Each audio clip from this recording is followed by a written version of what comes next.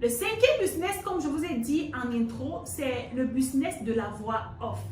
De plus en plus, le business de la voix off est recherché. On recherche des personnes qui ont une voix suave, mélodieuse, une jolie voix. Donc, si tu te reconnais dans ce que je dis, si tu sais que tu as une belle voix qui peut vendre ou bien qui peut faire vendre, n'hésite pas à te lancer dans le monde de la publicité. Connecte-toi au monde du marketing, de la publicité, de la radio, tout ce qui fait vendre et propose ta voix, n'est-ce pas? Propose de poser ta voix sur des spots publicitaires et crois-moi, tu vas te faire de l'argent. Vous avez certainement déjà entendu, lorsque vous appelez quelqu'un, vous dit désolé, le numéro que vous venez de contacter n'est pas disponible pour le moment.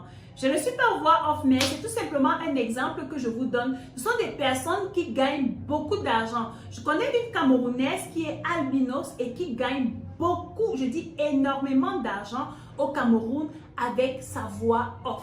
Donc, allez dans des radios, proposez vos services. Si vous avez autour de vous des gens qui vendent des produits, qui sont même en ligne, mais qui n'ont pas de spot publicitaire, guys, lancez-vous, allez vers ces personnes. Pour un départ, vous savez que vous avez une belle voix, mais vous n'avez pas de nom, vous n'avez pas cette visibilité. Proposez de faire cela à un prix moyen. C'est-à-dire, n'essayez pas d'avoir les prix je sais pas, des grandes personnalités qui ont déjà des entreprises, comme par exemple la Diva Academy, on forme au métier de la voix. Donc, allez-y, faites quelque chose, vous pouvez gagner un cachet de 30 000, 50 000.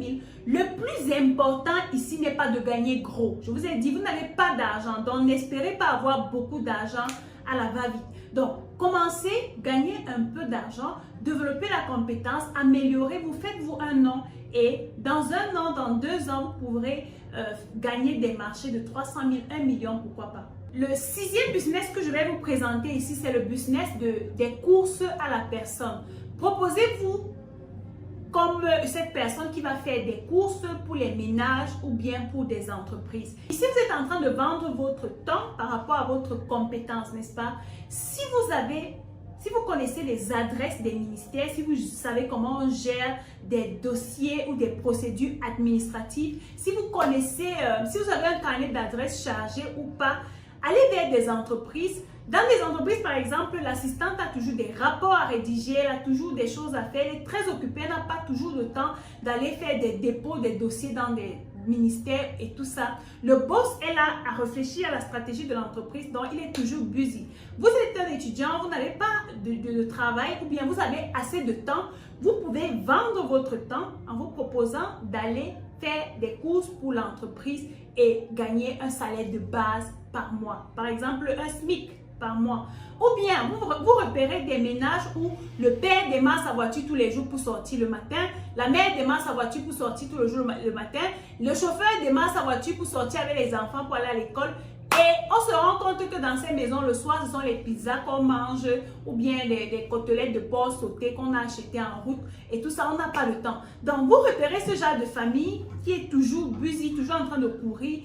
Vous vous proposez de leur faire de marcher, de faire des courses pour eux s'ils ont des colis à aller déposer à l'agence et tout. Donc, il faudrait qu'à chaque fois qu'ils aient une course, que vous soyez la première personne à qui on pense et on vous appelle pour remplir cette mission-là. Soyez sérieux, les gars. Soyez le genre de personne à qui on peut vous confier quelque chose et fermer les yeux. Parce qu'il y a certains jeunes à qui on ne peut pas faire confiance. Dès qu'on vous donne un document à aller déposer ou bien on vous donne de l'argent à aller faire un transfert, vous disparaissez. Vous ne savez pas que les 50 000 par exemple ou les 100 000 qu'on vous a demandé d'aller faire en dépôt à un numéro peut pourrir votre vie.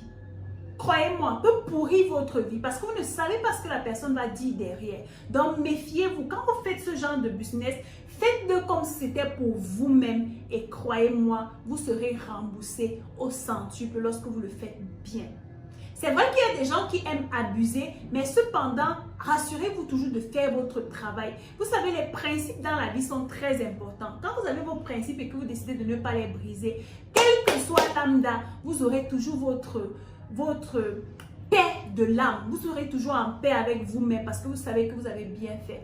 Le bon côté du service à la personne ou à l'entreprise, c'est que vous pouvez augmenter votre carnet d'adresses. Ça veut dire que lorsqu'une entreprise vous envoie rencontrer ou bien donner un colis à quelqu'un, la personne vous donne certainement son numéro. Et quand vous arrivez, dépendamment de la façon dont vous gérez vos relations avec les gens, si vous avez une facilité de vous connecter aux gens, vous allez vous faire des contacts et qui sait, si cette personne peut être votre futur collaborateur ou votre futur employé demain qui va vous payer une très grosse somme.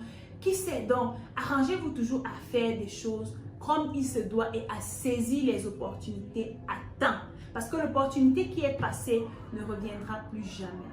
On arrive donc au terme de cette vidéo et si tu as bien suivi, tu comprends donc que l'argent n'est pas un frein pour celui qui souhaite vraiment entreprendre. Donc si tu as du temps ou tu as de la compétence, tu comprends ici que tu peux te lancer, mettre en place un système et grandir. Souviens-toi que l'entrepreneuriat est avant tout un état d'esprit et que le succès se trouve au bout de la persévérance. Donc, commence quelque part, commence là où tu es avec ce que tu as pour grandir. C'est ici que s'achève notre vidéo. J'espère qu'elle t'a plu. Si elle t'a plu, donne-moi des pouces comme ça. Abonne-toi si tu n'es pas encore abonné, partage cette vidéo et laisse-moi un commentaire. Dis-moi parmi ces idées business que je t'ai données, quelle est l'idée qui t'a le plus parlé, qui t'a intéressé? Par où est-ce que tu vas commencer dès maintenant? Vu que tu n'as pas besoin d'argent pour lancer ces business que je viens de te donner. Dis-moi tout ça en commentaire et ce sera avec plaisir que je vais te répondre.